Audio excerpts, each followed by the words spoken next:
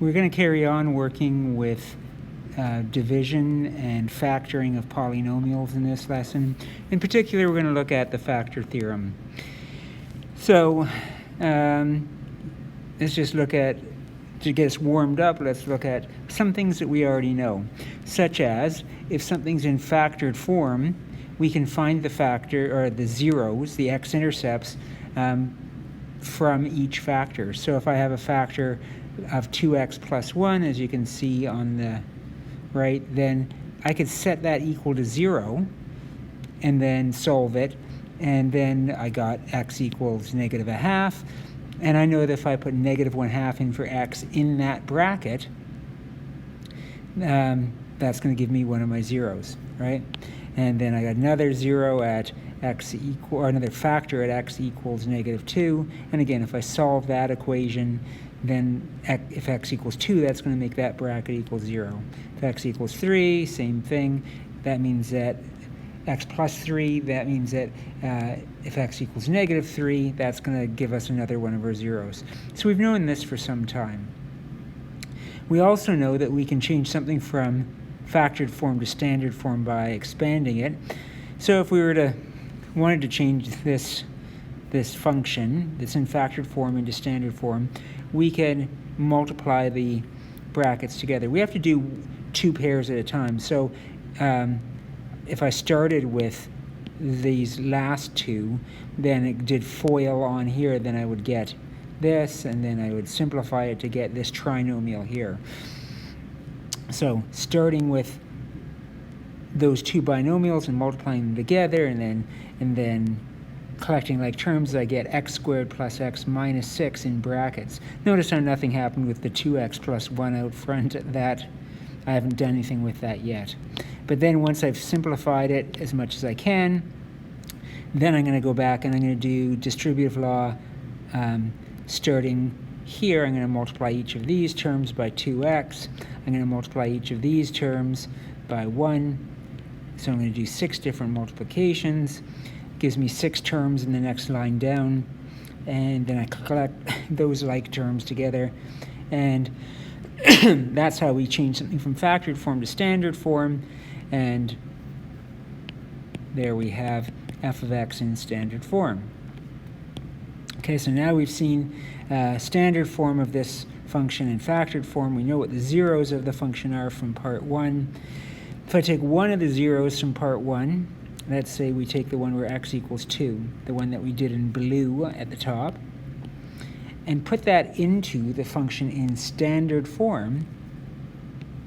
So put it in for x everywhere where it's in standard form. Simplify. We'll see that we get a result of 0. So that's tied in with the idea of why our x-intercepts called zeros. They're the numbers that we can put into a function, and they're going to give us an output of 0. So f at 2 equals 0. When x equals 2, we get 0 as our outcome. In general, anytime you put a 0 into a function, the y value is going to come out as 0. Again, that's why it's called the 0. So here's the idea behind the factor theorem. For integer values a and b, okay, don't worry about that. The factor theorem states that if you have a factor, okay, so this is just a factor. And I guess that's what goes into this spot here, so I didn't need to write it separately. I should read ahead sometimes. So if x minus b is a factor, if and only if p at b equals 0. So in other words, if I had x minus 2, like I did in up above here, then p at 2 should equal 0. And similarly, if we had something in the form ax minus b, then if p at b over a equals 0, that's also a factor. And that, again, comes from the fact that for factors, for zeros, we should be able to set them equal to 0 and solve to find out what those zeros are. So if I bring b over to this side, divide both sides by a, that's where we get the b over a. So that's our 0 there. That's why they put it in there. If I do p at b over a, that would also equal 0. So in other words, once again, this is just making formal this idea that if we take a 0, put it into the function, we're going to get 0 out of it. But this is also sort of turning it around a bit as well. It's saying that if we plug a number, say we don't know what the zeros of a function are, we can just take random numbers, plug them into the function, see what we get. If we get 0, we'll know that we've happened upon a factor of the function. If we get something other than 0, we know that it's not a factor. So let's put that to the test. If I want to find out whether x minus 3 or x plus 2 or both of them are factors of the polynomial f at x, then I can try plugging in the values of positive 3 or negative 2 and see what I get, right? If I have x minus 3, from what we just saw above, that would make the b value 3 in this case. So f at 3, using this function here, is going to equal 3 cubed minus 3 squared minus 14 times 3 plus 24.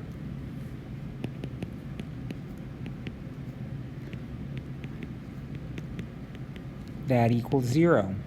Because it equals 0, that means that we've got ourselves a factor. That means that x minus 3 has to be a factor.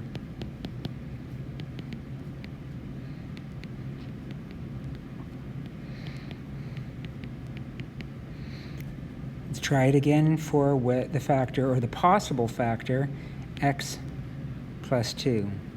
In that case, b would be negative 2. So I could try to find out what f at negative 2 is.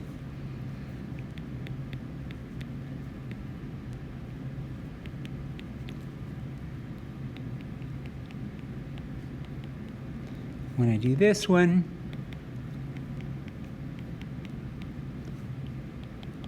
this is what I get, and it works out to equal 40.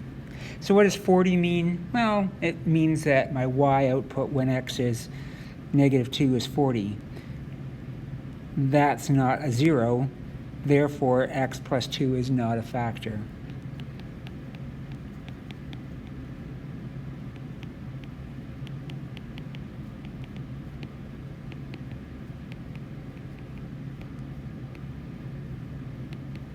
Of f at x.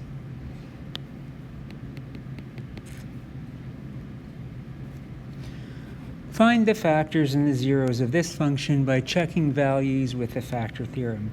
So now we want to find out some factors. Let's see if we can find just one factor of this function. Unlike the previous example, they're not giving us things to try. So how do I know what to try? That's the next question. How do I know if I want to try a b value of 3 or a b value of negative 2 or a b value of something totally different? Well, it turns out that if I focus on this last number here, the constant term, any factor of the function f of x is going to have a b value that is also a factor of the constant term.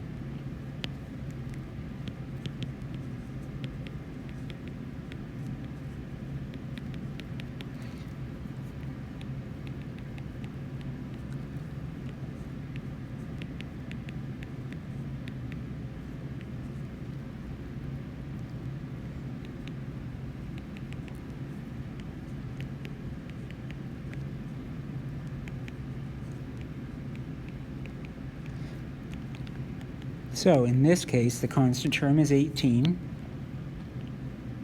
So that limits what numbers I want to check. I mean, 18 still got quite a few factors. Remember, if we think about them in pairs, we could do 1 times 18. Usually we order them or list them off in pairs. 2 goes into 18 9 times. 3 goes in 6 times. That's it. Those are the factors of 18. They could also be positive or negative, though, so that doubles all our possibilities. Now, usually our factors are going to be more towards the lower numbers as opposed to 18 or 9 or 6. So it always helps to just start with the lowest one. So start with 1. We can always try 1 because 1 goes into pretty much everything. So we might start by checking plus or minus 1. And if we don't get anything that, then we can move on to plus or minus 2 and so on. So let's start with positive 1. So let's try f at 1. When I do f at 1, that's going to equal 1 cubed plus 4 times 1 squared minus 15 times 1 minus 18. And that works out to be negative 28. Negative 28 is not 0. Therefore, x minus 1 is not a factor. So we just ruled that one out. So then we can move on. What about f at negative 1? Because that was another possibility. So then I've got negative 1 cubed plus 4 times negative 1 and so on.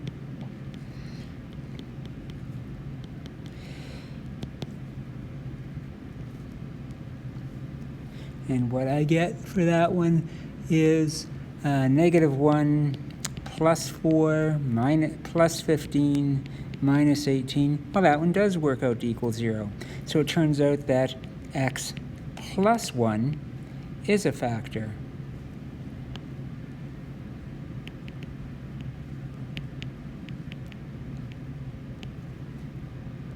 And remember, when if I got a negative 1 here, that when I put it in back into the binomial, it's going to be the sign changed as always. So that's one factor. And if I wanted to get more of them, then I could keep going. I would do f at f at 2. I could do f at negative 2. I could do f at 3. I could do f at negative 3. I wouldn't do f at 4 or negative 4 because that's not on my list over here, though, right?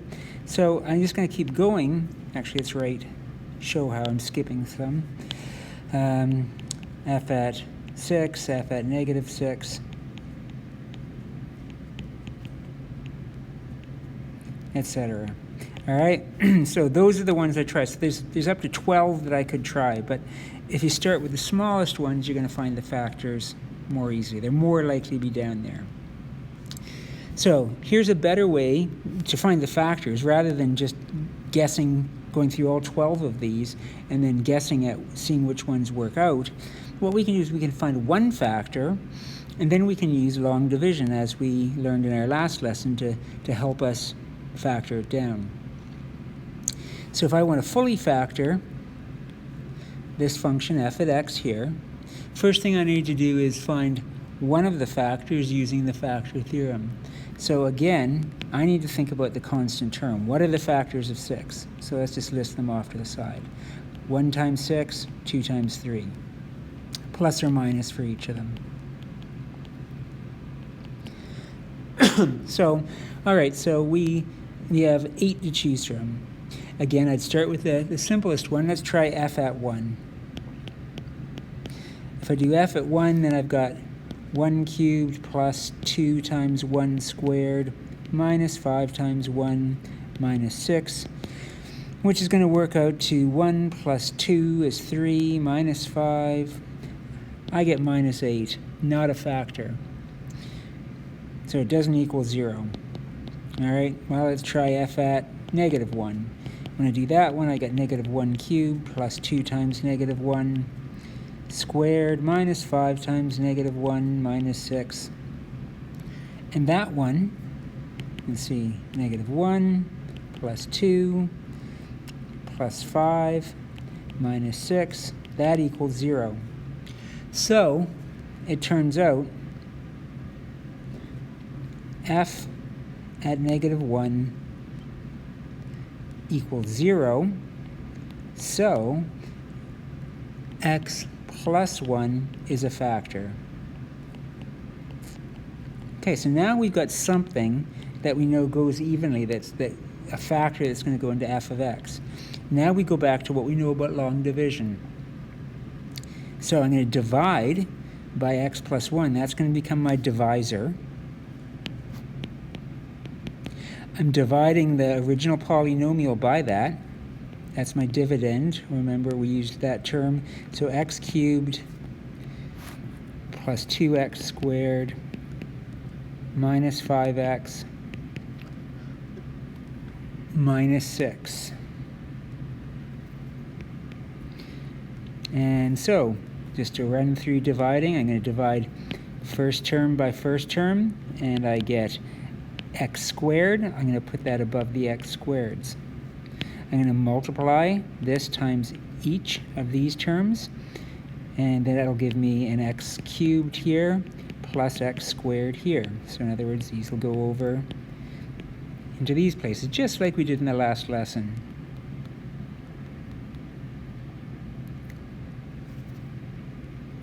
That should be an x squared. I'm going to keep this tidy, so I'll delete that. Then we subtract. These always cancel out, and when I do 2x squared minus x squared, I'm left with x squared.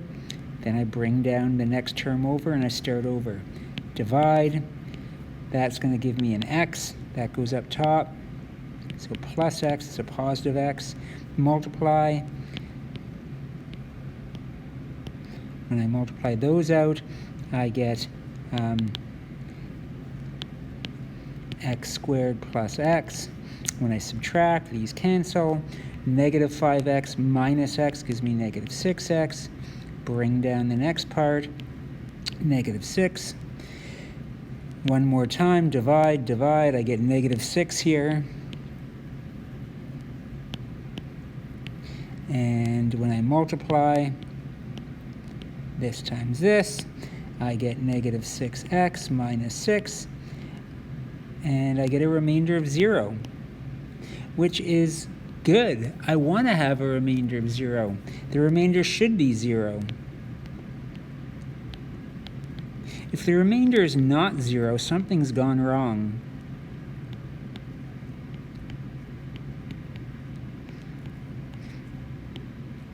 The reason why is because if something's a factor, it means it divides in evenly.